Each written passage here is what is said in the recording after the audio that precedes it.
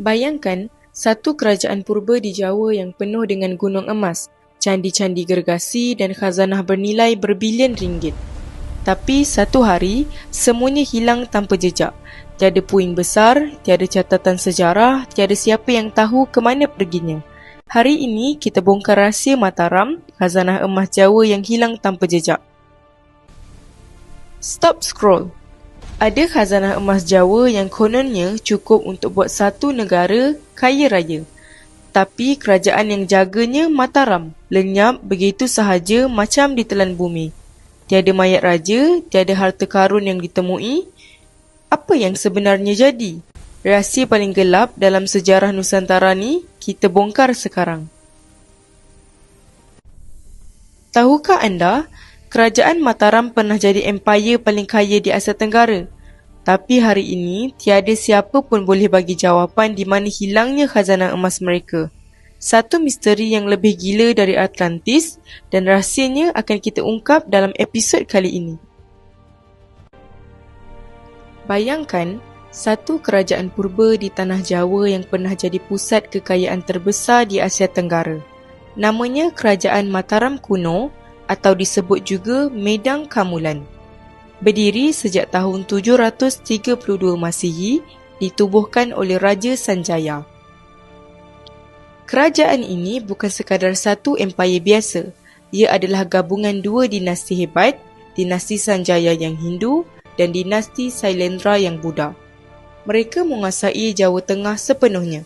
Pelabuhan-pelabuhan mereka sibuk dengan kapal dagang dari India, China, Arab dan bahkan Persia. Emas, rempah, beras dan barang-barang mewah mengalir masuk seperti sungai. Dan kekayaan mereka gila. Mereka bina dua keajaiban dunia yang masih berdiri hingga hari ini. Yang pertama, Borobudur, candi Buddha terbesar di dunia, dibina dengan lebih 2 juta batu bata penuh relief yang menceritakan kisah Buddha. Kedua, Prambanan, kompleks candi Hindu yang megah dengan 240 candi kecil mengelilingi 3 candi utama Dewa Trimurti. Tapi yang paling misteri adalah khazanah emas mereka.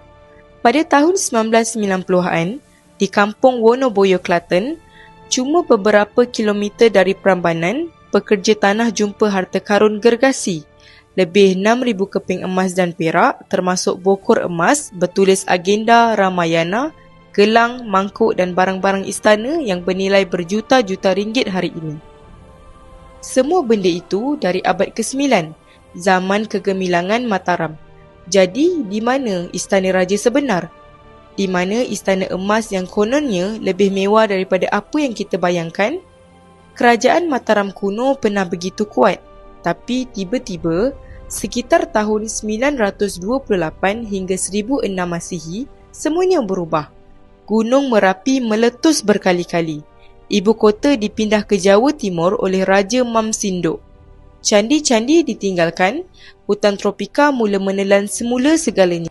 Dan khazanah emas yang tinggal hanya serpihan yang kita jumpa ratusan tahun kemudian. Seolah-olah kerajaan ini hilang tanpa jejak. Tapi tunggu dulu. Apa sebenarnya yang jadi pada khazanah emas terbesar Mataram? Kenapa tiada catatan jelas tentang kejatuhannya? Dan adakah harta karun yang masih tertimbus di bawah tanah Jawa hingga hari ini? Itulah rahsia yang kita bongkar dalam episod kali ini. Tapi sebenarnya, rahsia paling besar kerajaan Mataram bukan candi atau istana. Ia adalah khazanah emas yang hilang. Bayangkan, kerajaan ini dulu sangat kaya. Emas dan perak digunakan dalam kehidupan harian golongan istana. Tapi bila kerajaan jatuh sekitar tahun 928 Masihi, semua harta utama tiba-tiba hilang tanpa jejak. Seolah-olah lenyap begitu saja. Namun, pada tahun 1990-an, di kawasan Wonoboyo dekat Prambanan, pekerja tanah terjumpa sesuatu yang mengejutkan. Lebih 6,000 barang emas dan perak ditemui. Antaranya termasuk mangkuk emas, gelang diraja dan barang mewah dari istana. Nilainya hari ini mencecah jutaan ringgit. Tapi, ini yang buat orang tertanya-tanya. Kalau ini cuma sebahagian kecil, Di mana pula khazanah sebenar milik raja? Ada teori yang mengatakan semua harta ini tertimbus akibat letusan Gunung Merapi. Ada juga yang percaya raja terakhir, Mam Sindok, sempat membawa khazanah ini ke Jawa Timur semasa memindahkan ibu kota. Tapi sehingga hari ini, tiada bukti jelas yang ditemui. Ahli arkeologi masih terus menggali di kawasan sekitar Prambanan dan Borobudur. Mereka berharap suatu hari nanti akan jumpa ruang rahsia dan harta yang masih tersembunyi. Dan sampai sekarang, soalan ini masih belum ada jawapan. Ada khazanah emas Mataram masih tertanam di bawah tanah atau ia memang hilang selamanya? Lihat, terowong rahsia ini ada di sini. Betul, koordinat GPS padan. Ya, laluan ini elakkan perangkap. Kita mulakan dari titik ini. Saya setuju, mari kita periksa. Baik, jom gerak sekarang. Ada satu teori yang lebih menarik. Khazanah Mataram sebenarnya tidak hilang, tetapi dipindahkan melalui laluan rahsia. Bayangkan situasi waktu itu. Gunung Merapi mula menunjukkan tanda-tanda nak meletus.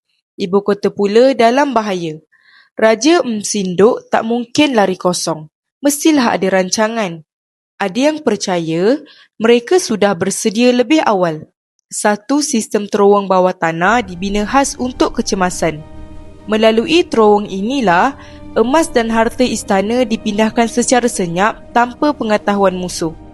Terowong ini dikatakan menghubungkan kawasan istana di Mataram ke tempat yang lebih selamat di Jawa Timur. Mungkin di kawasan gunung penampungan atau berhampiran candi-candi lama yang masih tersembunyi. Menariknya, ada beberapa petunjuk kecil yang buat teori ini nampak masuk akal. Antaranya, struktur bawah tanah yang pernah ditemui di sekitar Prambanan dan juga peta lama yang menunjukkan laluan tersembunyi di bawah tanah. Tapi, semua ini masih belum dapat dibuktikan sepenuhnya. Sampai hari ini, para penyelidik masih mencari. Setiap kali ada penggalian baru, mereka berharap akan jumpa pintu masuk terowong tersebut. Dan mungkin di dalamnya tersimpan khazanah sebenar Mataram. Bukan sekadar serpihan, tetapi harta yang cukup besar untuk mengubah sejarah. Jadi persoalannya sekarang, adakah laluan rahsia itu masih wujud atau ia sudah hilang ditelan masa? Dan kalau ia masih ada, mungkin khazanah itu sebenarnya tidak pernah jauh daripada kita.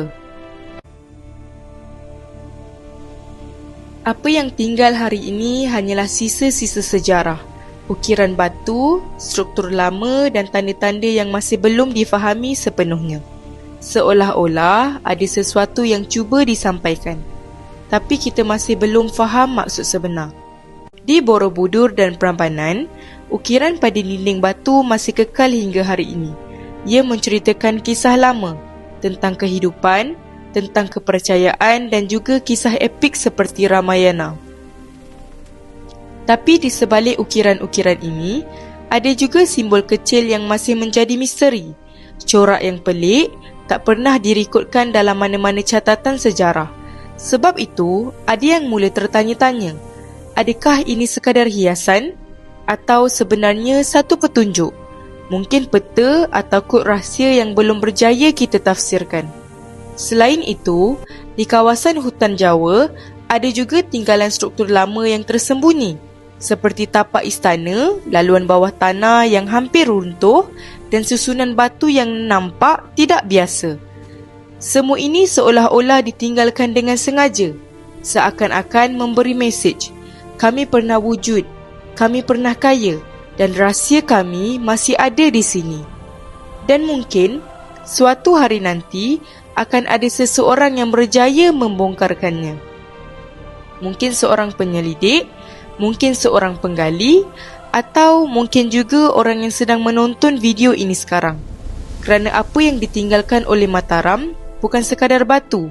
Ia adalah satu petunjuk, satu undangan untuk kita terus mencari dan terus bertanya. Sehingga hari ini, kisah khazanah Mataram masih kekal sebagai misteri.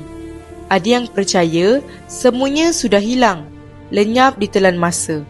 Tapi, ada juga yang yakin khazanah itu masih wujud, cuma belum ditemui. Mungkin, Ia tertimbus jauh di bawah abu Gunung Merapi atau tersembunyi dalam terowong rahsia yang belum pernah diterokai sesiapa. Atau mungkin juga terlindung di dalam hutan, disembunyikan oleh alam selama ratusan tahun. Setiap kali ada penemuan baru, setiap kali tanah digali, harapan itu muncul semula. Dan satu soalan masih menghantui kita semua. Adakah khazanah emas Mataram benar-benar sudah hilang? Atau ia sebenarnya sedang menunggu orang yang cukup berani untuk mencarinya? Kerana hakikatnya, misteri ini masih hidup. Dan siapa tahu, mungkin orang itu adalah kau yang senang menonton sekarang. Khazanah Mataram mungkin hanyalah legenda, atau mungkin ia adalah satu rahsia besar Nusantara yang masih belum terbongkar.